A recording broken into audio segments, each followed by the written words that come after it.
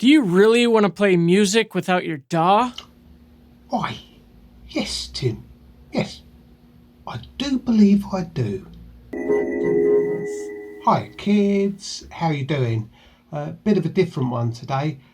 I saw a video a little while back from a guy who said he couldn't see the sense in Dawless jamming. In fact, he's quite vehemently anti-Dawless jamming. I know a lot of people are very passionate about the Dawless jamming thing, but I'm passionately against it. I think it's a horrible idea. And of course, me being me, I had to have a little response. So here we go. It makes no sense to me. I just don't understand it. I think it's a horrible idea. I think it has every disadvantage in the world, and there's no reason you would ever possibly conceive of doing this. Dawless jamming doesn't make any sense. You can't conceive of any reason why people would do this. I think you're a little bit confused, especially seeing as you think they're cool and you like to watch them on YouTube. And I think it's cool because I like watching people do it. I like watching the YouTube videos. Surely that's enough reason for somebody to do some Dawless jamming. After all, music business, it's all about entertainment, isn't it?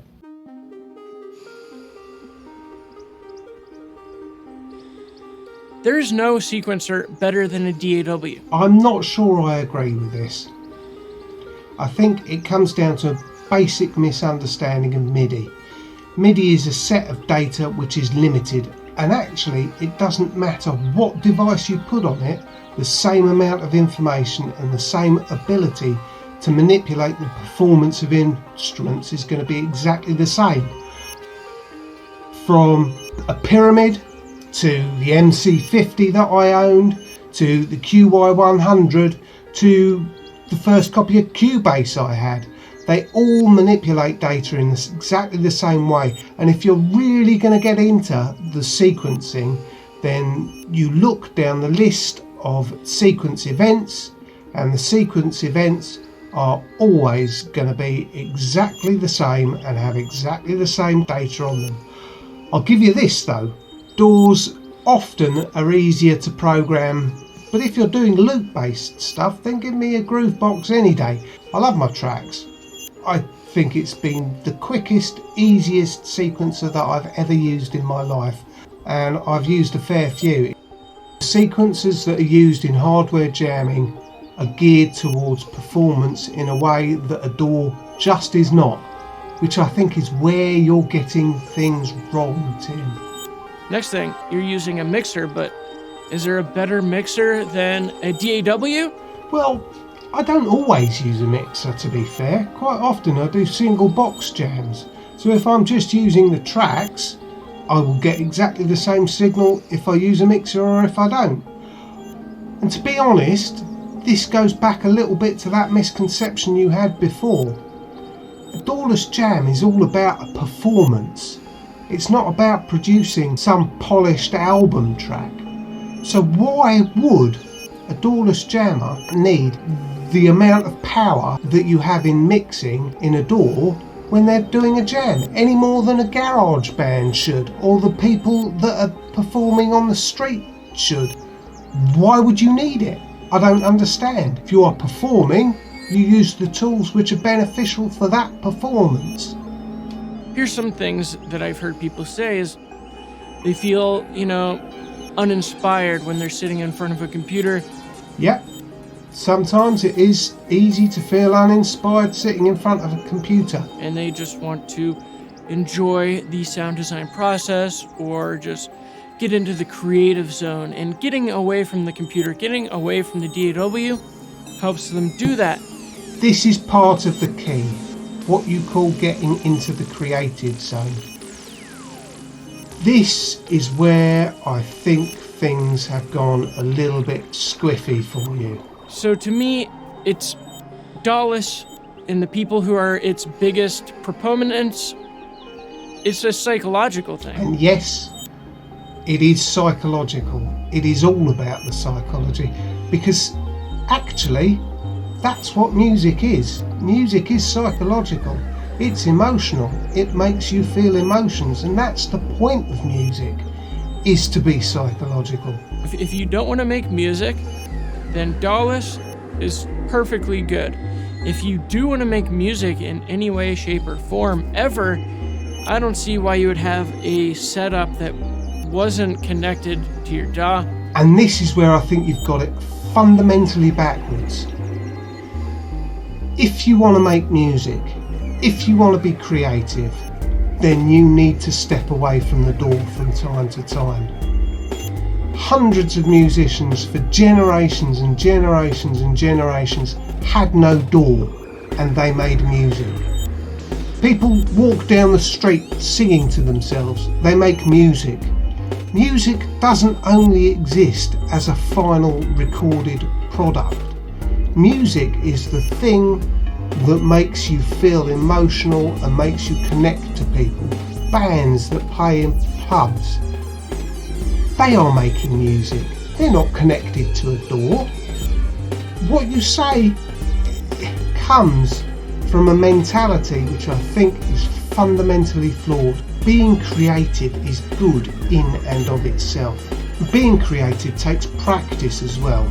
You're not innately creative in that sense. You need to exercise your creative muscles, and this is something that I think Dawless jamming, or playing a guitar, or playing any kind of instrument and performing does in a way that is so much better than just simply sitting in front of a computer and going through the motions. The more you do it, those little elements of genius, those things which are the catchy hooks, stick in your head and are remembered the next day. John and Paul from the Beatles, they used to sit and write a song, and if they couldn't remember it the next day, then they would throw it out, because there wouldn't be any point in keeping it. If they couldn't remember it, how would they expect you to remember it?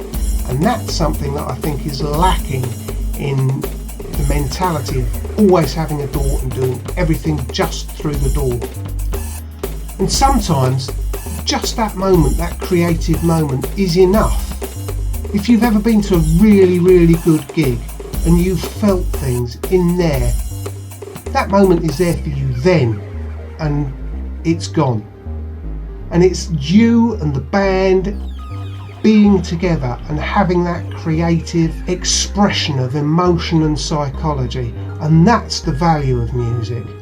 And if you don't have that psychology, if you don't have that emotion, if music doesn't touch you in some way, then all you have is music which is more of a technical exercise than an expression of some deep held emotion, something which will never quite connect with anybody properly. I wouldn't say that Dawless jamming is an essential part of every creative musician's toolbox, but I would say that playing an instrument is part of every creative musician's toolbox.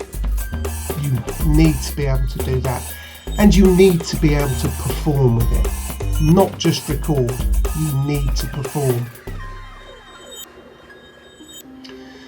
I think there is a distinction between artists, producers and sound engineers, which is getting lost nowadays, and I think the prevalence of the DAW has helped to exacerbate the problem. An engineer has a very specific job, and an engineer needs to create a very, very good mix. He needs to be able to balance things and make things work so that you hear everything, that everything is clean and polished and beautiful. Norman Cook, Fatboy Slim, worked for over 20 years with a studio engineer called Simon Thornton, and he said that it was Simon Thornton who made him sound good. However, Simon Thornton wasn't the creative talent there. It was Norman Cook, and there's a distinction.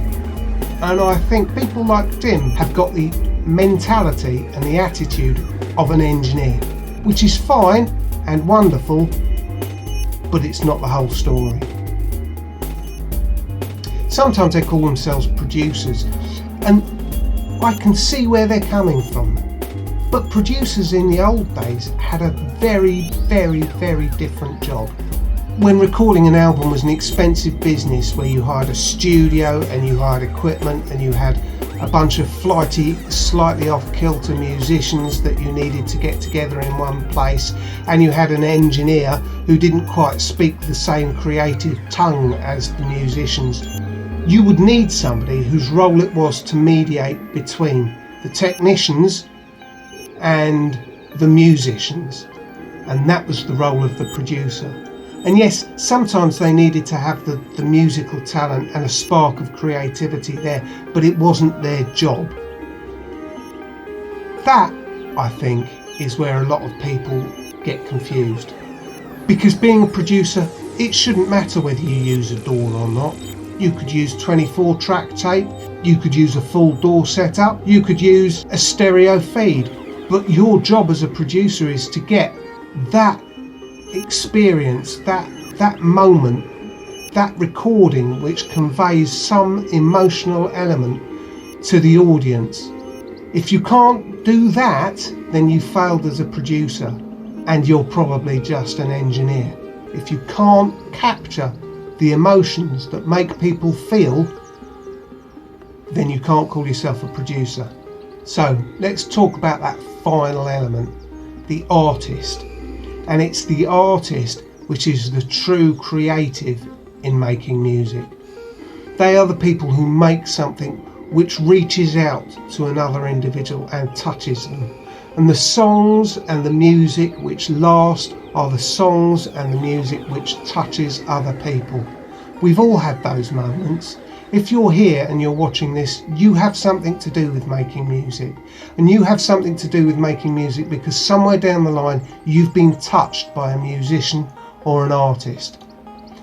And people who are certain that the only way forward is for everybody to have a DAW, that music is something that only exists because you record it on a DAW, they've lost something there. They're not thinking about being an artist. Okay kids, sorry about the rant. Normal service will be resumed, but in the meantime, look after yourself, and if you've enjoyed this and you think somebody else might need to think about this a little bit more, please share it around. As they say at the Sirius Cybernetics Corporation, share and enjoy. Bye kids.